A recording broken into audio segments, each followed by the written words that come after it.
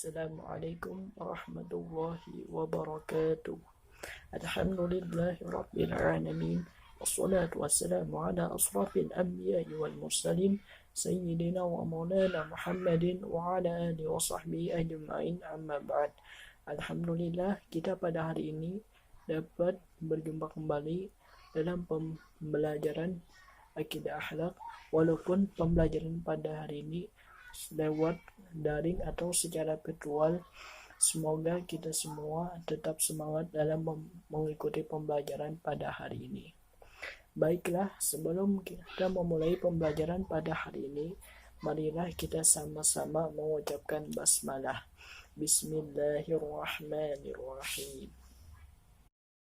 Baiklah, kita hari ini akan membahas tentang membiasakan adab membaca Al-Quran dan adab berdoa. Jadi pada hari ini ada dua pembahasan. Yang pertama adab membaca Al-Quran, yang kedua adab berdoa. Langsung saja kita memasuki pembahasan yang pertama mengenai adab membaca Al-Quran. Jadi sebelum memasuki apa saja adab membaca Al-Quran itu, kita terlebih dahulu mengetahui apa pengertian dari membaca Al-Quran. Jadi, membaca itu dalam bahasa Arabnya disebut dengan qiraah. Jadi, ia merupakan bentuk masdar dari kata qara'a yang berarti memadukan atau mengumpulkan. Sementara dalam Kamus Bahasa Indonesia, membaca itu berarti melihat serta memahami isi dari apa yang tertulis, baik melisankannya atau hanya di dalam hati. Jadi dengan demikian, membaca bukan hanya sekedar menyuarakan saja, akan tetapi juga di dalamnya tadabbur atau membaca dan mengkajinya. Sedangkan Al-Quran merupakan firman Allah Subhanahu wa Ta'ala yang diturunkan kepada Nabi Muhammad SAW melalui perantara malaikat Jibril, diturunkan secara mutawatir. Membacanya bernilai ibadah, diawali dengan surah Al-Fatihah dan diakhiri dengan surah An-Nas. Adapun perintah membaca Al-Quran, Allah Subhanahu wa Ta'ala telah menurunkan Al-Quran ini agar manusia dapat membacanya dan melakukan tadabbur terhadap apa saja isi-isi yang di dalam Al-Quran tersebut. Adapun kelebihan Al-Quran dibandingkan dengan kitab-kitab lainnya, yaitu sebagai penyempurna bagi kitab-kitab suci sebelumnya. Dan Al-Quran ini akan terjaga keasliannya hingga akhir kiamat nantinya.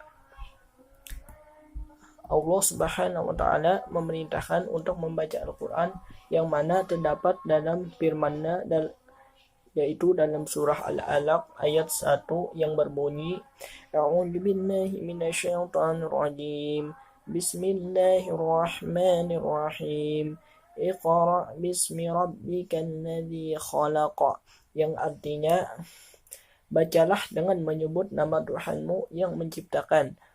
Quran surah Al-Alaq ayat 1. Sementara di dalam hadis Nabi Muhammad SAW tentang perintah membaca Al-Quran yang diriwayatkan oleh Abu Umamah yang berbunyi, An Abi Umamah radhiyallahu anhu qala sami'tu Rasulullah sallallahu alaihi wasallam yaqulu iqra'ul Quran fa innahu ya'ti yawmal qiyamah syafi'an li ashabihi rawahul Muslim. Selanjutnya membahas tentang adab membaca Al-Quran. Yang pertama, adab bagi orang yang membacanya. Jadi, orang yang hendak membaca Al-Quran, hendaknya ia terlebih dahulu berwudu, kemudian dalam posisi yang sopan dan tenang, serta menghadap kiblat, kepala menunduk menghadap Al-Quran. Kemudian ukuran bacaannya. Dalam membaca Al-Quran, khususnya yang terkait dengan banyak atau sedikitnya, maka hal tersebut dikembalikan kepada kebiasaan membaca masing-masing. Di kalangan sahabat Nabi seperti Utsman bin Affan, Zaid bin Sabit, Ibnu Mas'ud, dan Ubay bin Ka'ab menghatamkan Al-Quran 1 minggu sekali. Sementara Sufyan al-Thawri menganjurkan agar dalam membaca Al-Quran tidak kurang dari 100 ayat dalam setiap harinya. Kemudian ada membaca Al-Quran selanjutnya yaitu murotal. Jadi kita di dalam membaca Al-Quran itu disunahkan membacanya secara murotal, yang berarti secara perlahan atau tidak secara tergesa-gesa.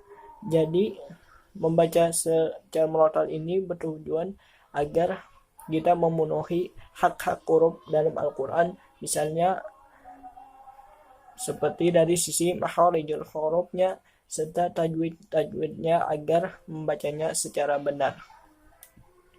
Kemudian ada membaca Al-Quran selanjutnya yaitu menangis.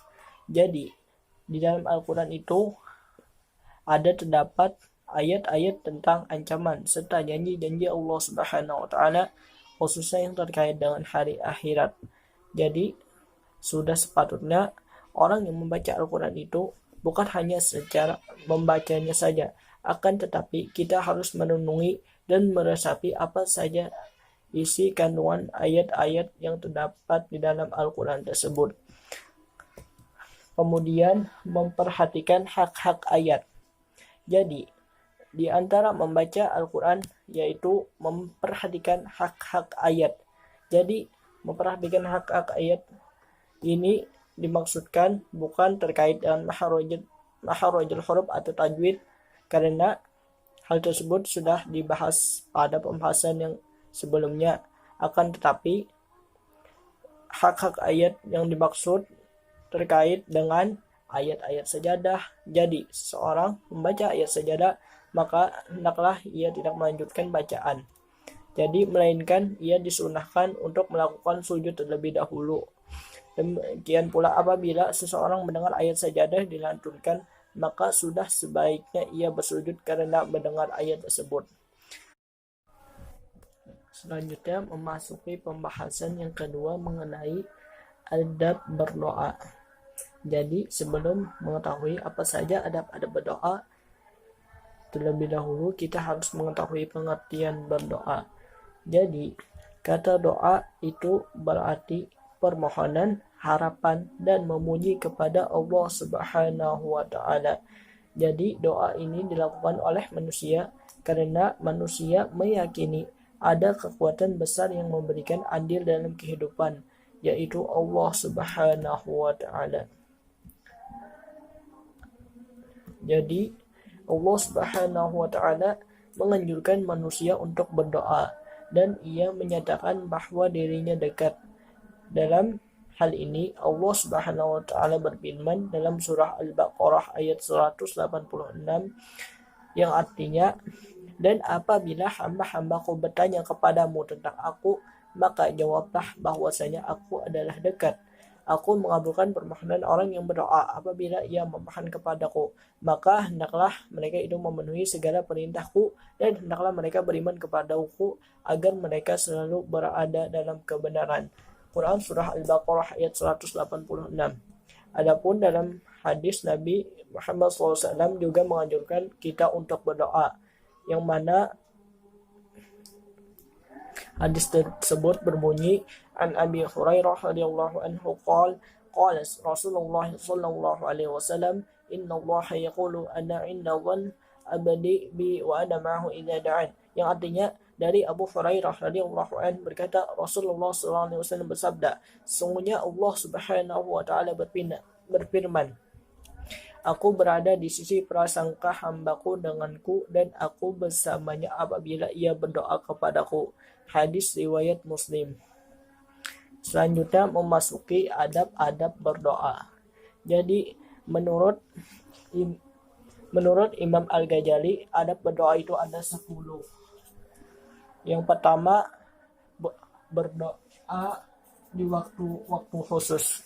Jadi berdoa ini ada waktu khusus yang sangat dianjurkan. Yang pertama, waktu-waktunya yang dimaksud seperti hari Arafah yang jatuh pada tanggal 9 Zulhijjah, Ramadan 1 bulan penuh, hari Jumat dan waktu sahur atau sepertiga akhir malam. Yang kedua, berdoa pada. Jadi, kondisi yang dimaksud seperti berdoa saat hujan akan melaksanakan sholat 5 waktu, jeda di antara azan dan iqamah, dan saat jeda di antara azan dan iqamat, dan saat bersujud. Kemudian adab berdoa selanjutnya yaitu menghadap kiblat. Jadi berdoa hendaklah seorang menghadap kiblat, karena ini adalah merupakan arah yang tertuju oleh orang yang hendak beribadah kepada Allah Subhanahu wa taala. Kemudian adab selanjutnya yaitu melirikkan suara di antara suara pelan sekali dan keras. Jadi melirikkan suara artinya dalam berdoa tidak dilakukan dengan pendiam atau berdoa di dalam hati. Tidak juga dilakukan dengan suara keras atau dengan berteriak-teriak. Jadi lakukanlah doa dengan suara yang sedang apabila doa dengan berjamaah. Selanjutnya adab berdoa yaitu tidak berdoa dengan kalimat yang dibuat-buat. Jadi dalam berdoa sebaiknya dilakukan dengan doa-doa yang masyhur atau doa-doa yang terdapat di dalam Al-Quran atau berasal dari Rasulullah SAW. Hal ini dilakukan karena terkadang seseorang dalam berdoa memahami sesuatu yang sesungguhnya tidak mengandung masalah bagi dirinya. Selanjutnya tunduk dan khusyuk. Jadi kita dalam berdoa posisi seseorang yang berdoa di hadapan Allah Subhanahu wa taala seperti posisi seorang atasan dan bawahan. Karena doa memang sejatinya permohonan dari seseorang hamba kepada Tuhannya. Jadi dengan demikian diperlukan ketundukan dan khusyuk dalam berdoa tersebut. Adab selanjutnya yaitu berdoa dengan tekad yang kuat dan yakin akan terkabul. Jadi dalam berdoa itu kita harus yakin bahwa Allah Subhanahu wa taala akan mengabulkan doa-doa kita tersebut. Kemudian mengkokohkan doa dan mengulang-ulanginya. Jadi kita berdoa sebaiknya diulang-ulang beberapa kali. Hal ini memberikan kesan bahwa doa yang kita panjatkan dilakukan secara serius dan sungguh-sungguh. Dengan demikian doa yang akan kita panjatkan cepat dikabulkan oleh Allah Subhanahu wa taala. Yang kemudian memulai doa dengan memuji Allah Subhanahu wa taala.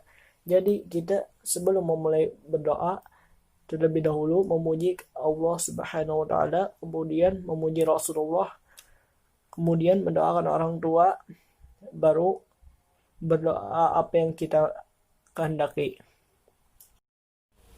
Alhamdulillah, kita telah selesai pembelajaran pada hari ini, yang mana kita membahas tentang adab membaca Al-Quran dan adab berdoa. Semoga pembelajaran pada hari ini dapat bermanfaat bagi kita semua dan dapat mengamalkannya dalam kehidupan sehari-hari. Sebelum menutup pembelajaran pada hari ini, Bapak ada sedikit tugas kepada kalian semua. Tugasnya yaitu tolong rekam suara kalian membaca hadis Nabi Muhammad SAW tentang adab membaca Al-Quran dan adab berdoa. Kemudian apabila sudah selesai bisa dikirim lewat WA Bapak. Sebelum menutup pembelajaran pada hari ini, marilah kita sama-sama mengucapkan hamdalah, alhamdulillahi rabbil alamin. Sekian dari Bapak Salahilab Abun Mahab. Assalamualaikum warahmatullahi wabarakatuh.